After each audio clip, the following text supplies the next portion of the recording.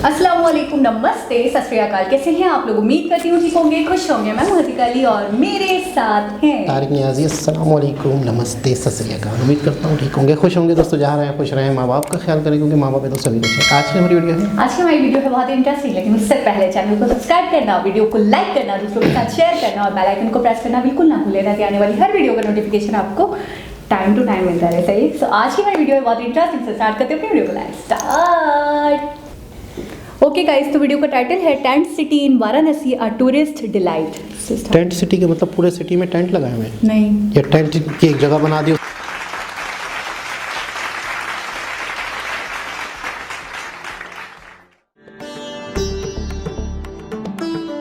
विश्व की सबसे प्राचीन जीवंत नगरी वाराणसी, जो जानी जाती है पवित्र गंगा नदी के आंचल में बसते कई सारे घाट और गलियों से।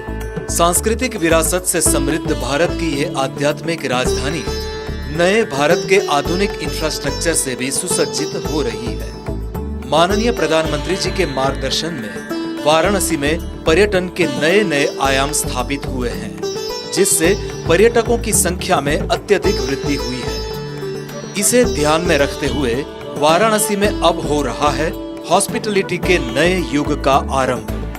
प्रथम बार पर्यटकों को मिलेगा रिवर बैंक का अनमोल अनुभव। वाराणसी डेवलपमेंट अथॉरिटी का एक उपक्रम टेंट सिटी गंगा तट के 30 हेक्टेयर्स के प्लॉट्स को 2 हिस्सों में डेवलप किया गया है। पवित्र गंगा मैया की गोद में बसा है टेंट सिटी। यहाँ बनाए गए भव्य विला से मिलती है वाराणसी की आध्यात्मिक भव्यता की झांकी।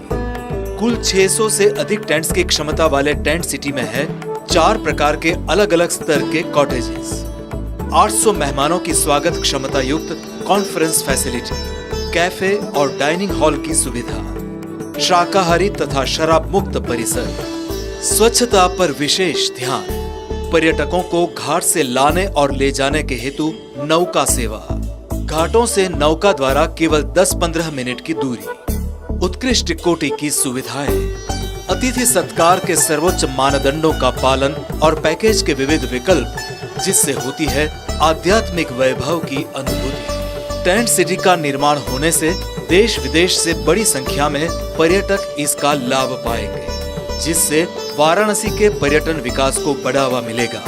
साथ ही स्थानिक रूप से रोजगार में भी वृद्धि होगी।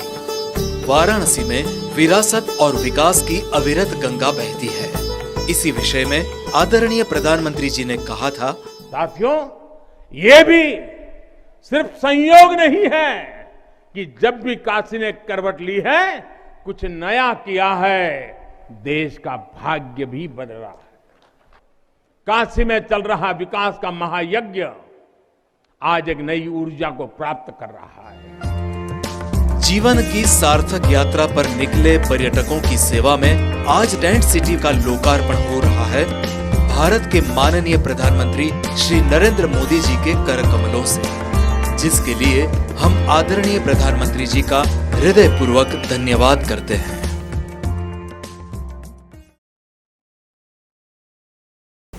जी जनाब।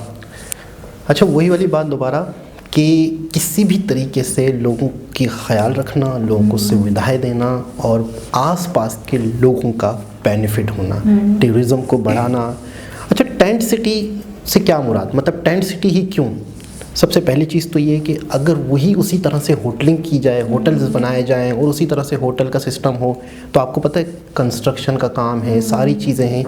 टेंट सिटी से मुराद ये है, जो मैं समझता हूँ, हो सकता है मैं गलत भी अपनी जगह पर हूँ, आप इसको जब चाहें रिमूव कर दें। टेंट सिटी से मुराद ये है कि जब यहाँ पर बाकायदा कोई दिन आते होंगे, ज़्यादा लोग आते होंगे, तो आपने वहाँ पे प्रॉपर एक टेंट सिटी बना दिया। टेंट सिटी को आप हटा भी सकते हैं। अच्छा, ये वही जगह लग रही है मुझे जहाँ पर बाकायदा हज़ारों दिए जले थे। मुझे लग रहा है ये वही जगह है जहाँ पर बाकायदा बहुत सारे यात्री आते हैं, बाकायदा यहाँ से गुजरते होंगे। लेकिन कुछ ऐसे वक्त आता होगा, कुछ ऐसे दिन आते होंगे कि प्रॉपर मतलब यहाँ पे लोगों को रहने के लिए प्रॉब्लम हो रही होगी, होटल इतने नहीं होंगे, जगह इतनी नहीं होंगी, तो इतना खूबसूरत तरीके से इंतज़ाम किया।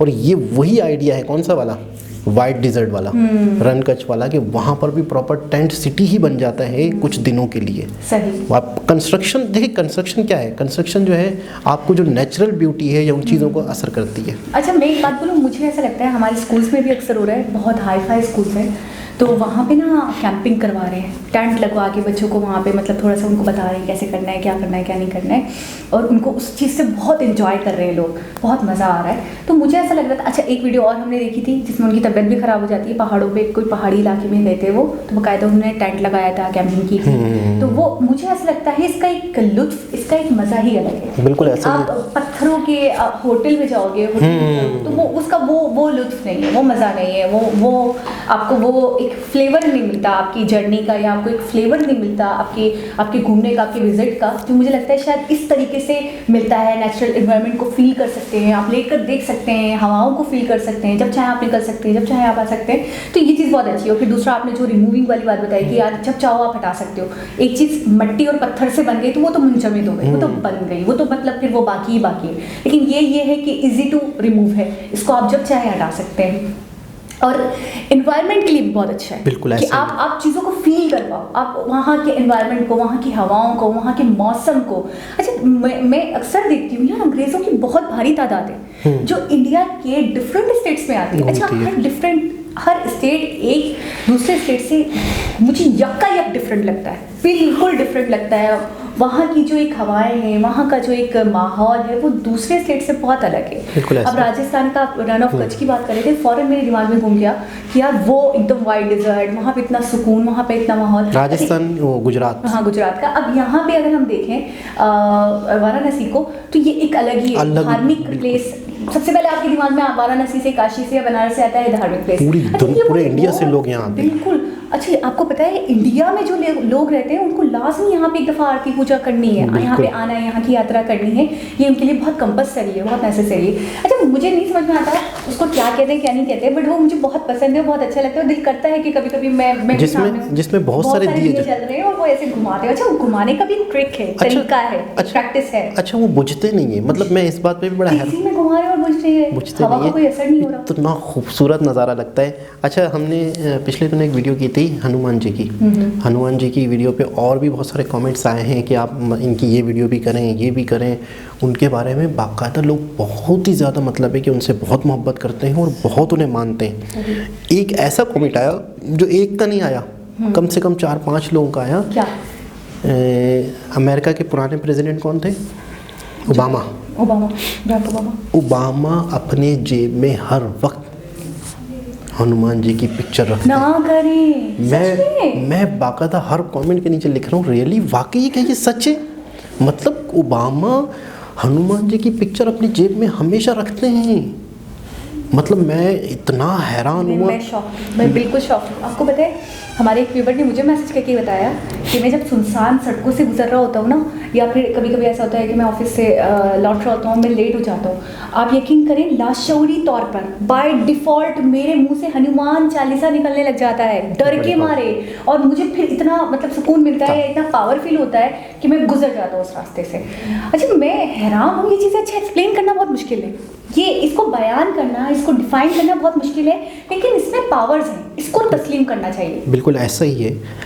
ये भी आया है कि अब आप हनुमान चालीसा पे रिएक्शन दें, इंशाल्लाह। ये भी कमेंट आया हुआ है और मैंने मतलब उसको सेलेक्ट करके रखा हुआ भी है। आपको पता है मैंने आज तक नहीं सुना है। अच्छा। लेकिन मैं मेरे अंदर आदत है, मेरे अंदर पता नहीं क्यों ये आदत है, ये बीमारी है कि मैं बहुत बढ़िया से बढ़िया वीडियो है ना, तो उसको मैं छुपा के रख देती हूँ कि यार नहीं, बस व्यूअर्स के साथ ही देखूंगी। ऐसे क्लियर में देख लूँगी ना तो मुझे पता चल जाएगा क्या है, फिर वो उस वक्त वो रिएक्शन। कैसे कहते हैं, किसी ने 16वीं सदी में ये लिखा था हनुमान चालीसा। अच्छा। 16वीं सदी थी, मुगलिया दौर था शायद, तो उस वक्त बाकायदा उन्हें हनुमान दिखे भी थे। अच्छा। उसके बाद उस वक्त उन्हें बाकायदा, हाँ, ये भी इस पे भी कोई वीडियोस होंगी जो आप हमें रिएक्शन के लिए कहेंगे, लेकिन कमेंट्स के ज़रिए से हमें कमेंट्स के ज़रिए हमें मज़ीद लोग इन्फॉर्मेशन दे रहे थे। लेकिन ये कि अभी की जो वीडियो बाकायदा मैं समझता हूँ कि हर एक चीज़ से किस तरीके से लोगों को फ़ायदा दिया जा सकता है, फिर लोगों को फ़ायदा देने से आवाम को जो कारोबार मिलेगा, आवाम को जो फ़ायदा होगा, जो यात्री आएंगे उनको जो सहूलत मिलेगी। और वाकई टेंट जब आप तस्वुर करेंगे कि मेरा बेड लगा हुआ है, मैं इस बेड पे सो रहा हूँ और ये टेंट है, तो आपको एक अलग फील आएगा। आप ज़िंदगी भर घरों में रहते हैं, बेंगलोर में रहते हैं, 4 दीवारी में सीमेंट कंक्रीट के घरों में रहते हैं, जब आपको ये पता चले कि अभी एक टेंट है, तो उसका कहीं ना कहीं आपको एक अलग लुत्फ आएगा। आपको पता है, जब मैं बलूचिस्तान गई थी तो बहुत ज़्यादा खाली सरजमीन देखकर मुझे फील हो रहा था यार कि बहुत गलत हुआ है कुदरत की तरफ से। अगर ये बहुत ज़्यादा जरखेज़ होती, हम यहाँ पे खेती बाड़ी करते हैं, तो इनकी यहाँ के जो इलाके के लोग हैं, यहाँ के जो लोग हैं वो कमाते खाते, वो बहुत अच्छी ज़िंदगी बसर करते, तो कहीं ना कहीं ज़्यादती हो गई है कि बेचारों के पास ना पानी है साफ़, ना खाने के लिए अशिया है, ना रहने के लिए शेल्टर है। तो क्या किया जा सकता है? ये इतना स्पेस बेकार है, काम का नहीं है। लेकिन जब मैंने राजस्थान को देखा, जब मैंने गुजरात को देखा, जब मैं अभी मैं ये देखेंगे स्पेस था, बिल्कुल ये खाली स्पेस था, ये चटियल मैदान था। सोच थी बस, इनकी सोच। लेकिन इसको कैसे आबाद कर दिया गया। फिर मुझे, जब मैं इनको देखती हूँ और अपना बलूचिस्तान देखती हूँ, तो फिर मुझे खान सर याद आते हैं और उनका एक जुमला याद आता है कि हम क्या है। इसके साथ ही वीडियो को एंड करते हैं। दोबारा किसी और भी हिसाब से मुलाकात होगी, जब तक के लिए अल्लाह हाफ़िज़।